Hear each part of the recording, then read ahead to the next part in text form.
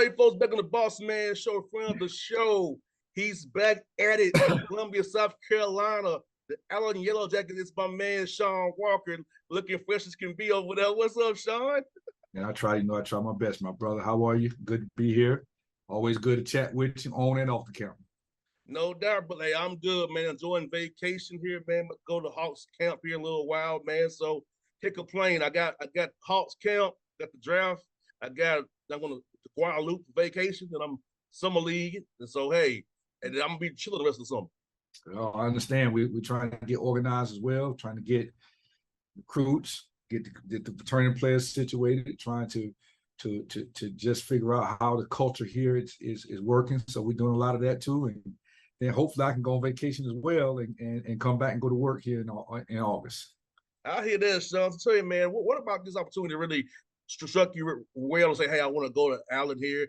I want to help this team in the SIAC there, man, and get back into the saddle, man. Well, getting back in the saddle is what's most important. You know, having the opportunity to be a head coach again was enormous. You know, I have an opportunity to work for a rising star athletic administration and Joshua Cox, who was in the SWAC. He was actually in the SWAC office when I was down at Grambling. You know, creating a phenomenal synergy with him. And then just the opportunity, man, to be in this business that I love. I mean, it's difficult when you get out, and it's very difficult to get back in. And so being wanted feels good. It feels important, particularly when sometimes, you know, as coaches we get thrown out on our backs like a dog.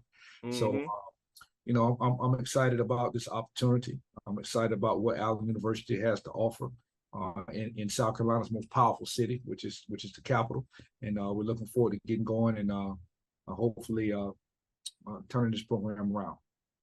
I saw you had some tryouts as well back there in May. So how those tryouts go? Did you find some guys you can use going forward?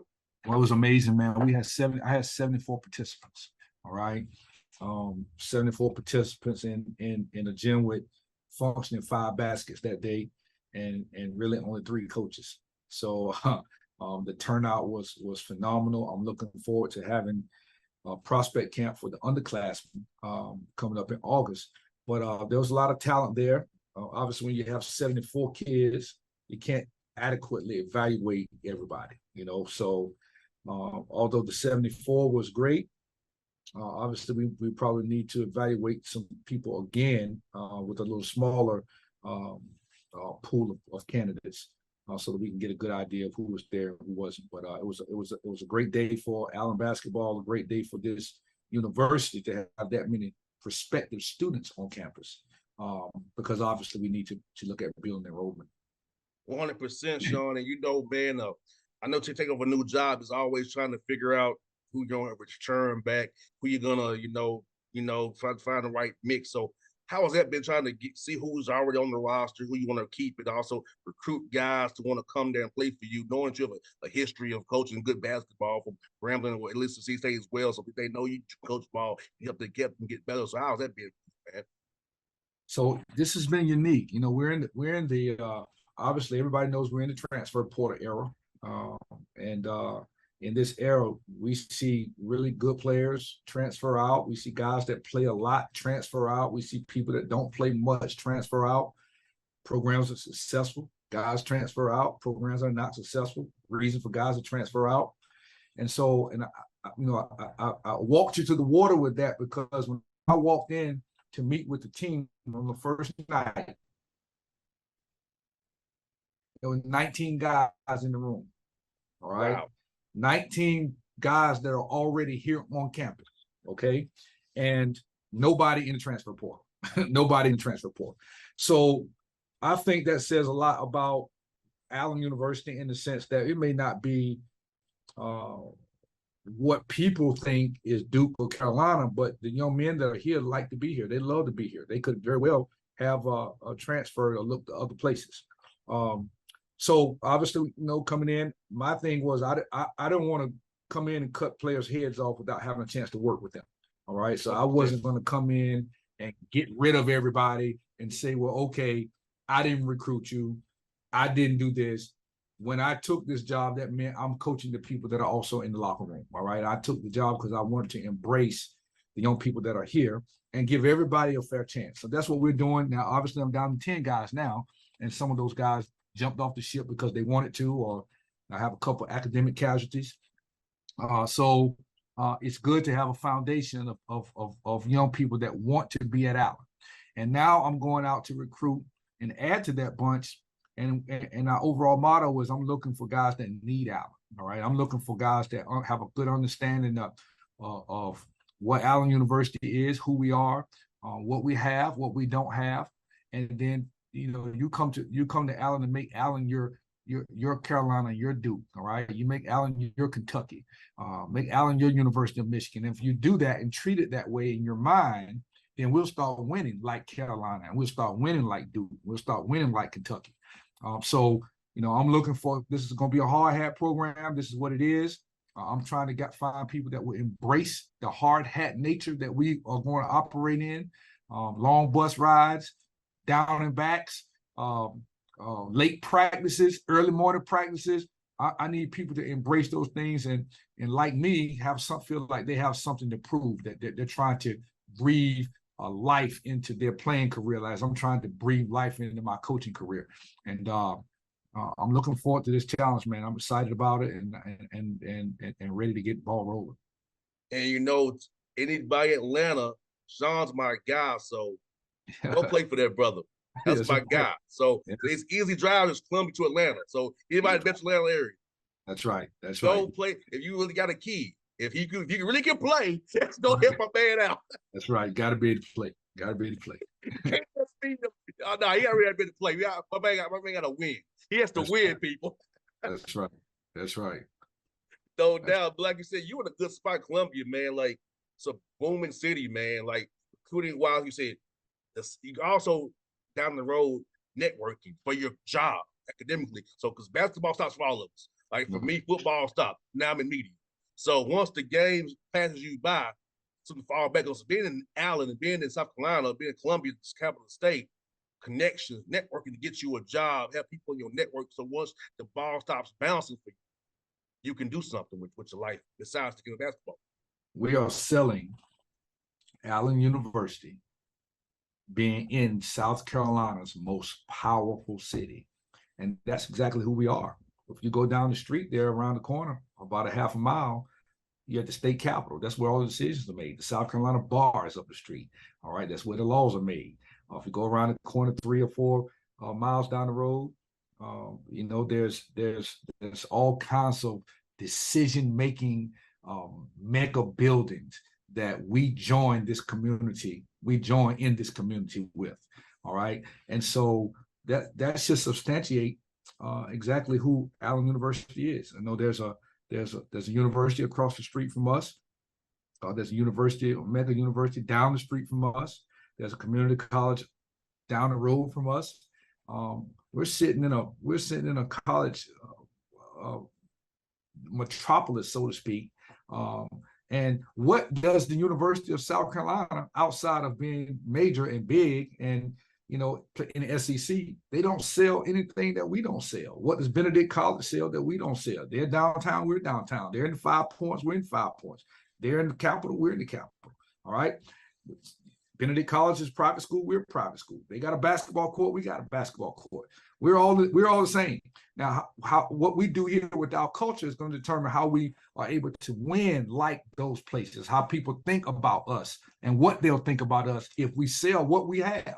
All right. And so we're going to concentrate here on selling what we have and selling good people for the marketplace, for the workplace. All right. We can graduate good students. We got classrooms here just like they do everywhere else.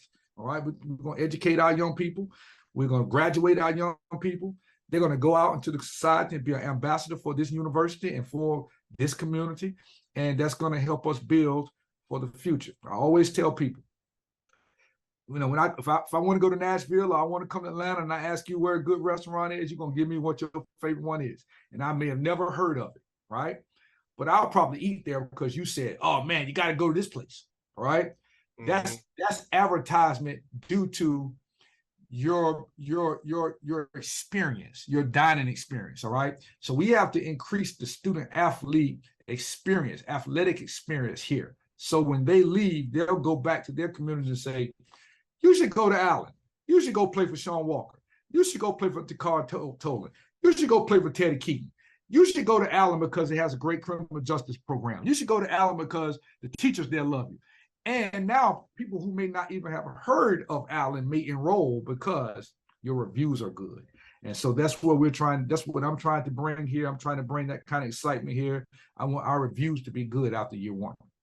100%. I'll do my best to help you too, my brother. You know that I got your back on that, man. And you know what, Shawn, how's it been meeting these guys, 10 guys you have left, man? And Bill, I think it's fun for me always being in building relationships with guys. How fun has that been to get to know these young men and get them to know you know who you grew up as a man, know about you, your son, what he's doing, and your family, how much you believe in family and get together. How's it been meeting these young men in Allen who are still there with you as you all build this thing out? Well, it's unique because I've only been with them about 4 or 5 times. Even now, I met them the first night on April 13th, and then we've been together 4 or 5 times from there. And then I sent them home. Well, of course, they went home. I didn't get here till May. And then we have weekly Zoom meetings now, which is a great time for us to connect. Most of those connections, though, are me updating them. And so that process is going to be ever going. But what I wanted to do is make them feel comfortable that I was not coming in here to cut their heads off. All right. I'm going to give you a fair. Now, it doesn't mean that you're going to be here at the end. It just means that it's your choice. All right. You have the option of knowing that the culture here is about to change. The way that I want to do business here has got to be the premium here. I need 10 toes down. All right. I need all hands on deck. And now we're going to be able to operate together because I'm going to get your full cooperation. And so the young people that are still here have bought into that 100% at this point, at least.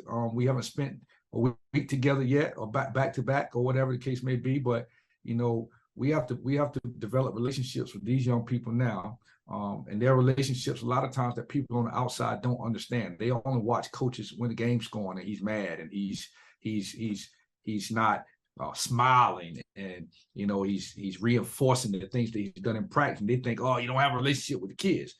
You're able to coach like that because you do have a relationship with the kids. And so we got to develop relationships.